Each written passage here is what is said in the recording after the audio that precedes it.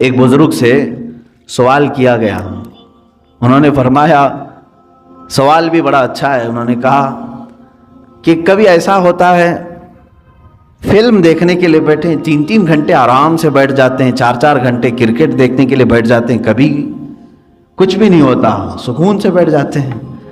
مسجد میں پائتی بدلتے رہتے ہیں ادھر سے ادھر، اگر تھوڑی دیر ہم بند کریں تو لوگوں کی بے قراری شروع ہو جائے گی، ادھر جانا ہے ادھر جانا ہے، ادھر آنا ہے ادھر آنا ہے، تھوڑی ہلکی آواز آئے کہ سب ادھر طرف توجہ کر لیں، یہ کیا مسئلہ ہے؟ ادھر سکون سے بیٹھتا نہیں ہے اور ادھر آرام سے بیٹھا رہتا ہے، وہاں گھنٹوں گزر جاتے ہیں، کیوں ایسا ہے؟ توجہ چاہتا ہوں میرے عزیز۔ اس بزرگ نے فرمایا یہ اللہ تبارک و تعالیٰ کے بنائے ہوئے نظام ہے میرے عزیز، کیونکہ حدیث پاک میں میرے آقا صلی اللہ علیہ وسلم نے فرمایا 2 راستے ہیں یہاں دنیا میں، بہت خوبصورت راستہ ہے، ایک بہت خوبصورت راستہ ہے وہ جہنم کا ہے، دوزخ کا ہے، اور ایک بہت ہی کھردرا راستہ ہے، اوبڑ کھابڑ راستہ ہے، وہ جنت کا ہے۔ شاک تو نہیں ہو رہے ہیں، میں الٹا بول گیا ہوں، حقیقت ہے۔ دوزخ کا راستہ دنیا میں خوبصورت بنایا گیا ہے، لیکن منزل خطرناک ہے، اور جنت کا راستہ کانٹوں بھرا ہے، اوبڑ کھابڑ ہے، لیکن منزل بہت خوبصورت ہے۔ یہ اللہ کے نبی صلی اللہ علیہ وسلم نے فرمایا، اس بزرگ نے اس کے سوال کا جواب دیا، میاں بات یہ ہے اگر تجھے کانٹوں پر بٹھایا جائے تو کتنی دیر تک تو بیٹھے گا؟ پالتی ادھر سے ادھر پائتی بدلتا ہی رہے گا، ادھر چبا تو ادھر اٹھا، ادھر چبا تو ادھر اٹھا، یہ بے قراری کانٹوں پر بیٹھنے کی وجہ سے ہے۔ اور جہنم کے راستے پر جو بیٹھا ہے 4 گھنٹے 5 گھنٹے وہ سکون سے ہی بیٹھے گا، اس لیے کہ دنیا میں اس کے لیے سکون بظاہر سکون نظر آئے گا، تو باغیچے میں بیٹھا ہے جیسے جس طرح سے، تو دوزخ کے راستے پر دنیا میں جو بیٹھا ہوا ہے وہ اپنے پورے گھنٹے خرچ کرے گا، اسے وہاں اطمینان کی طرح لگے گا۔ جنت کا راستہ اگرچہ کانٹوں بھرا ہے لیکن منزل بہت خوبصورت ہے۔ میرے عزیزو، اس بات کو سمجھ کر کے چلو، آج تھوڑا بہت سٹرگل کرنا ہوگا تب تمہیں قلب کا سکون ملے گا، اور اگر آپ گناہوں میں اپنے دل کی لذت اور سکون چاہتے ہیں تو یہ کیسا سکون ملے گا جانتے ہیں آپ؟ کھجلی والا سکون، کھجلی والا سکون۔ گناہوں کی لذت سے جو سکون ملتا ہے وہ کھجلی والا سکون۔ میں اکثر کہا کرتا ہوں کھجانے کے وقت اچھا لگتا ہے، جب کھجلی ہو تو دل کرتا ہے، من کرتا ہے کہ کھجاؤں، اس کو کھجاؤ، لیکن جب چھوڑ دیتے ہو اس کے بعد جلن شروع ہوتی ہے، زخم شروع ہو جاتے ہیں۔ تو یہ کھجلی والا سکون کب؟ جب تک کھجاتے رہتے ہیں تبھی تک، اور چھوڑ دیا تو جلن بھی ہے، داغ بھی ہے، زخم بھی ہے۔ گناہوں کی لذت سے ملنے والے سکون کی وہی علامت، وہی کیفیت ہے میرے عزیزو۔ جب تم گناہ کر رہے ہو اس وقت تمہارے نفس کو اچھا لگ رہا ہوگا، لیکن جب عمر ڈھل جائے گی ان گناہوں کے دھبے تمہیں پریشان کریں گے، یہ زخم رہ جائیں گے۔ یہاں تک کہ جنت میں کچھ لوگ آئیں گے، جنت میں آ بھی جائیں گے، لیکن ان کی پیشانیوں پر دوزخ میں جلے ہوئے داغ موجود ہوں گے۔ ان کو دوسرے جنتی دیکھ کر کے کہہ رہے ہوں گے فلاں فلاں گناہوں کی وجہ سے اسے داغا گیا ہے، ابھی تک داغ نہیں جا رہے ہیں۔ کتنے 100 سال کے بعد وہ آیا ہوگا جنت میں، لیکن داغ نہیں جا رہے ہیں۔ کھجائے ہوئے داغ جلدی جاتے نہیں ہیں۔ ہمیں بچپن میں نہیں بلکہ جب نئی جوانی شروع ہوتی ہے تو ایک بیماری آتی ہے اکثر نوجوانوں کو، پمپلز کی، خاص طور پر حکماں جو ہیں، علاج اس کا سب سے بہترین علاج یہی بتاتے ہیں کہ اس کو ہاتھ نہ لگاؤ، بس اسے ناخن نہ لگاؤ، اس کو پھوڑو مت، اس لیے کہ وہ دھبا پیدا کر دیتا ہے۔ تمہیں بے قراری ہو رہی ہے اور جب تک اس کو نہ نکالوں، حالانکہ وہ بہت خراب تو نہیں لگتا لیکن تمہیں خراب لگنے لگتا ہے، یہ سائیکالوجی ہے۔ اس کو پھوڑ دیتا ہے، کھینچ کے نکال دیتا ہے۔ کچھ لوگوں کو تو میں نے دیکھا بلیڈ سے کاٹتے ہوئے، زخم تو کر لیا لیکن وہ ہمیشہ کے لیے اس پہ داغ رہ گیا۔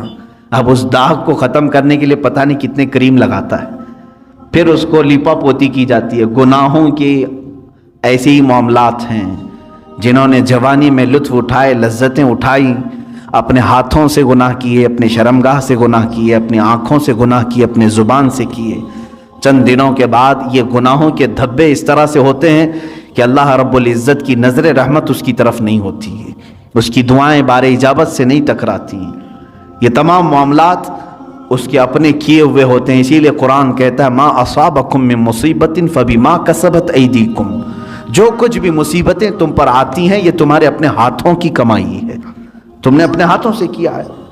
عزیزان گرامی وقار، اب قلب کے سکون کے لیے تھوڑا سٹرگل تو کرنا ہوگا، تھوڑا سٹرگل کرنا ہوگا۔ اولیاء کاملین نے جو مقامات حاصل کیے، آپ کرامات تو ان کے سنتے بھی ہیں، بیان بھی کرتے ہیں، کیا پہنچے ہوئے ولی تھے، لیکن کبھی سوچا آپ نے وہ پہنچے کس طرح سے تھے؟ ان کی ٹھوکروں میں مردوں کا زندہ کرنا اللہ نے رکھ دیا، ان کو طاقت و قوت اتنی عطا کی کہ اللہ رب العزت نے ان کے لیے پوری کائنات کشادہ کر دی کہ اے میرے بندے تو جہاں چاہے جس طرح چاہے زندگی گزار، جو تجھے چاہے وہ حاصل کر لے۔ یہ کب ہوتا ہے ان کا مقام؟ میرے عزیزوں، وہ یوں ہی نہیں حاصل کرتے، اپنے آپ کو اللہ کی بارگاہ میں فنا کر دیتے ہیں۔ اسی لیے شاعر نے کہا ہے مٹا دو اپنی ہستی کو اگر کچھ مرتبہ چاہو، مٹا دو اپنی ہستی کو اگر کچھ مرتبہ چاہو، کہ دانا خاک میں مل کر گلے گلزار بنتا ہے، بیج کو کیچڑ میں بونا پڑتا ہے تب جا کر کے پھول اگتے ہیں۔ تم اگر یہ سوچتے ہو کہ میں سارے مرغن غذائیں کھاؤں، بہترین چکن مٹن اور سارے گھی مرغن سب چیزیں کھا کر کے میرے دل کو ذکر کی لذتیں ملیں، مشکل ہے، ایسا مشکل ہے۔ یہ راستہ تھوڑا سا کٹھن ہے، میں تصوف کے راستے پر آپ کو کہہ رہا ہوں، کچھ چیزوں کو روکنا ہوگا، صبر کے راستے پر آنا پڑے گا۔ سرکار غوث پاک رضی اللہ تعالیٰ عنہ کی بارگاہ میں ایک بوڑھی خاتون آئی، اپنے بیٹے کو چھوڑ گئی، کہا اس کو اچھا بنائیے، آپ اس کو اچھا بنائیے، اس پر اتنی نظر کیجئے کہ یہ آپ جیسا بن جائے۔ کہا ٹھیک ہے، اس کو چھوڑ جاؤ۔ خانقاہ میں رہنے لگا۔ چند دنوں کے بعد وہ خاتون آئی، دیکھا سرکار غوث پاک رضی اللہ تعالیٰ عنہ گوشت اور روٹی کھا رہے تھے، اور اس بچے کو سوکھی ہوئی روٹی دے کر کونے میں بٹھائے تھے، وہ پانی میں بھگو کر نرم کر کے کھا رہا تھا، اس کے گلے میں چبھ رہی تھی روٹیاں۔ ماں تھی، دیکھ کر کے گھبرائی اور کہا شیخ عبد القادر جیلانی رضی اللہ تعالیٰ عنہ سے، آپ تو بڑا اس کے ساتھ بے انصافی کا معاملہ کر رہے ہیں، نا انصافی کا معاملہ کر رہے ہیں، خود تو آپ گوشت اور روٹی کھا رہے ہیں اور میرے بچے کو سوکھی روٹی جو حلق سے اتر نہیں رہی۔ آپ نے پورا دسترخوان سے جو کچھ بھی تھا کھانے کے بعد اس خاتون کو جواب زبان سے نہیں دیا، وہ جو ہڈیاں جمع تھی سب کو جمع کیا اور اس پر ہاتھ رکھ کر کے کہا قم باذن اللہ، اللہ کے حکم سے اٹھ جا۔ تو وہ جو مرغی ذبح تھی وہ پھر سے زندہ ہوئی۔ بعض اولیاء کاملین کو یہ تصرف دیا گیا ہے، وہ مرغ زندہ ہوا، آپ نے اس خاتون سے کہا کہ اے خاتون، جب تیرا بیٹا بھی اس لائق بن جائے تو اسے بھی میں ایسے ہی کھلاؤں گا۔ اس کی تربیت کا زمانہ ہے، اسے آج صبر سکھایا جا رہا ہے۔ میرے عزیزو، آج یہ میرے لیے بھی نصیحت ہے، آپ کے لیے بھی نصیحت ہے، ہم اچھے کھانے کھاتے ہیں، لیکن ہفتے میں ایک مرتبہ اپنی زندگی میں ایسا دن بھی رکھو کہ یا تو وہ دن روزے سے ہو جائیں، یا تو پھر اس دن فاقہ اس طرح سے کریں کہ جس کو نفس نہ پسند کرتا وہ چیز ہم کھائیں۔ سوکھے چوڑے ہمارے ہاں ملتے ہیں، ظاہر سی بات ہے اس کو چبانے میں دقت ہوتی ہے۔ اس نفس کو مارنا ہو تو ایک دن ایسا رکھو کہ اسی کو کھا لیں ہم۔ روٹیاں سکھا کر کے رات کو اولیاء کاملین رکھتے تھے صرف اپنے نفس کو مارنے کے لیے۔ جب تک آپ یہ جنگ نہیں کریں گے ذکر کی لذت آپ کو نہیں ملے گی۔ ہاں، آپ اللہ اللہ اللہ اللہ کریں گے، سر ہلے گا، دل کچھ بھی نہیں ہلے گا۔ دل کو ہلانے کے لیے پریکٹیکلی طور پر آپ کو کچھ چیزوں سے گزرنا پڑے گا۔ سب سے پہلی چیز ہے اس میں اپنے غذاؤں پر کنٹرول، اپنے غذاؤں پر کنٹرول۔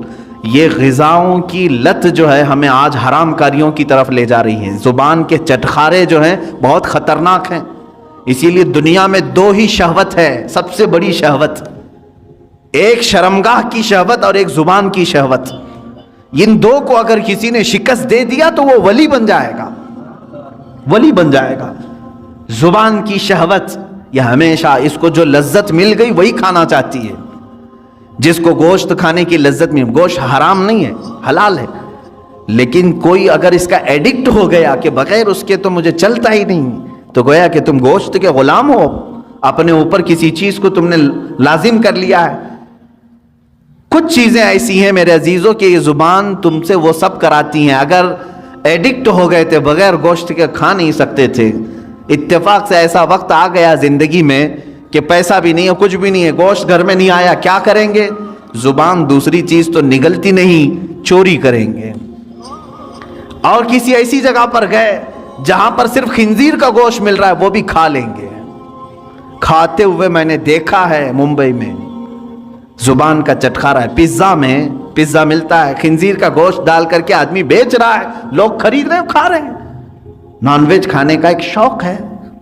میرے عزیزوں، کوئی بھی چیز اپنے اوپر اتنی غالب نہ کر لو کہ تم اس کے غلام بن جاؤ اور مجبوری میں تمہیں وہ سب کرنا پڑ جائے۔ ہاں، دنیا سے بقدر ضرورت چیز اٹھاؤ، کسی بھی چیز کو اپنے اوپر حاوی ہونے نہ دو۔ دو بزرگوں کی بات میں بتا کر کے اپنے ذکر کی مجلس شروع کرنے جاتا ہوں۔ ایک ہیں سیدنا ابو بکر شبلی رضی اللہ تعالیٰ عنہ، سیدنا جنید بغدادی رضی اللہ تعالیٰ عنہ کے خلیفہ مجاز، مرید صادق۔ شجرہ قادریہ میں ان کا نام آتا ہے۔ بحر شبلی شیر حق دنیا کے کتوں سے بچا، ایک کا رک عبد واحد بے ریا کے واسطے۔ سیدنا ابو بکر شبلی رضی اللہ تعالیٰ عنہ، ان کے ذکر کرنے کے متعلق تو کتابوں میں لکھا ہے کہ رات کے وقت جب یہ کھڑے ہوتے، دیکھیں نیند کا بھی تو غلبہ ہوتا ہے نا انسان کو۔ اب زیادہ دیر اگر میں بٹھاؤں تو جمائی شروع ہو جائے گی، ہاں ہو کھولنا شروع کریں گے۔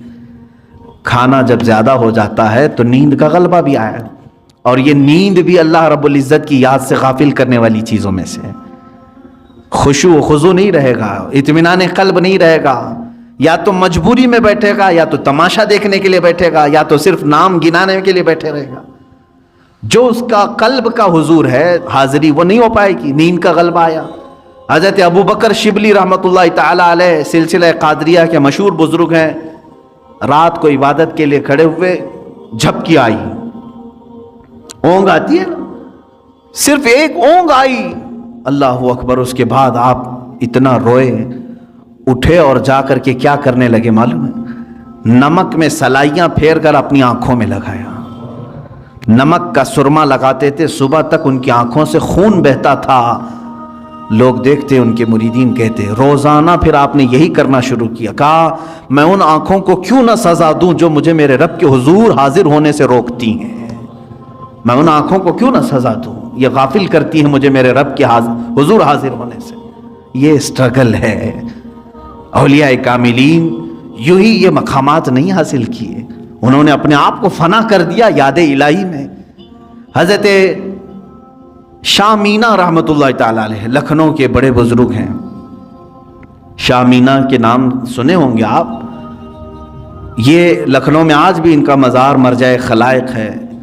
ان کی سیرت میں میں نے پڑھا، رات کو یہ عبادت کے لیے کھڑے ہوتے اگر ذکر کے لیے تو یوں نہیں، نرم قالین ہے، اے سی لگی ہوئی ہے، پنکھے چل رہے ہیں، ماربل کی دیواریں ہیں، ہم آرام سے بیٹھ کر کے اللہ کا ذکر کریں، آرام سے بیٹھ کر کے ہم تقریریں سنیں، نہیں۔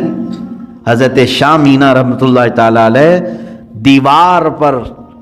دیوار اتنی اونچی دیوار ہوتی کہ تقریباً 10 فٹ کی دیوار، 10 فٹ کے اوپر دیوار پر کھڑے ہو جاتے تھے۔ اتنی جگہ ہوتی کہ ان کے 2 قدم رکھے جا سکتے تھے اس دیوار پر، باقی کچھ بھی نہیں، نہ پکڑنے کے لیے کوئی چیز ہوتی، کچھ بھی نہیں۔ اسی حالت میں کھڑے ہوتے، لوگ کہتے زمین پر پڑھیں، کہتے ہیں کہیں مجھے زمین پر پڑھتے پڑھتے سستی آ گئی، کاہلی آ گئی تو میں ڈرتا ہوں کہ میرے رب کی توہین نہ ہو جائے۔ میں دیوار پر اس لیے کھڑا ہوتا ہوں کہ اگر میرے جسم کو سستی آ بھی گئی تو سزا مل جائے گی، دیوار سے دھڑام سے گروں گا، جسم کو جو سزا ملنی وہ مل جائے گی۔ دیوار پر ایسے کھڑے ہوتے تھے، ایسے کھڑے ہوتے کہ پکڑنے کے لیے کوئی چیز وہاں پر نہیں ہوتی۔ ظاہر سی بات ہے بالکل الرٹ آدمی رہے گا اس طرح سے۔ عزیزان اکرام وقار، ان اولیاء کاملین کی عبادتوں کو ہم نہیں پہنچ سکتے، لیکن یہ واقعات ہم اس لیے سناتے ہیں کہ اس کا ایک عشر عشیر، ایک ذرہ تو ہماری زندگی میں آ سکے۔ ہم اگر غوثیت کے مقام کو نہیں حاصل کر سکتے تو ان کی عبادات، ان کی ریاضات کا کچھ حصہ تو حاصل کر سکیں، کچھ چیزیں ہماری زندگی میں تو آ جائیں۔ آج ہم برسوں سے ذکر کی مجلسوں کو چھوڑے بیٹھے ہوئے ہیں، نہ ہمیں کوئی کرانے والا ہے نہ ہم کرنے جا رہے ہیں۔ کبھی آپ نے دیکھا ہمارے گھروں میں ساری چیزیں بالکل جیسی چلتی تھی ویسی چل رہی ہیں، کھانا اپنے وقت پر چلتا ہے، اور کچھ لوگوں کی ہاں بالکل فکس ہے، چل رہا ہے، سیریل اس وقت چلنا ہے، فلم اس وقت چلنا ہے، وہ ریگولر چل رہا ہے، ناغہ اس میں نہیں ہوتا ہے۔ چلیں کچھ اچھے گھر ہیں وہاں تقریریں چل رہی ہیں، نعتیں چل رہی ہیں، ٹھیک ہے، یہ سب چل رہے ہیں۔ کبھی آپ نے اپنے ضمیر سے پوچھا اللہ کا ذکر کہاں گیا میری زندگی سے؟ اللہ کا ذکر کہاں گیا؟ کیا میں اپنے گھر والوں کو لے کر کبھی بارگاہ رب العزت میں ذکر کے لیے مشغول ہوتا ہوں؟ نہیں ہے۔ سالوں سال کی فہرست نکال کر کے دیکھیں تو کوئی مجلس ذکر نہیں ملتی، کوئی محفل ذکر نہیں ملتی۔ آج تو حال یہ ہے کہ دنیا یہ چاہتی بھی ہے کہ تم اللہ سے اتنے دور ہو جاؤ کہ تمہیں احساس بھی نہ ہو کہ خدا ہے۔ معاذ اللہ رب العالمین۔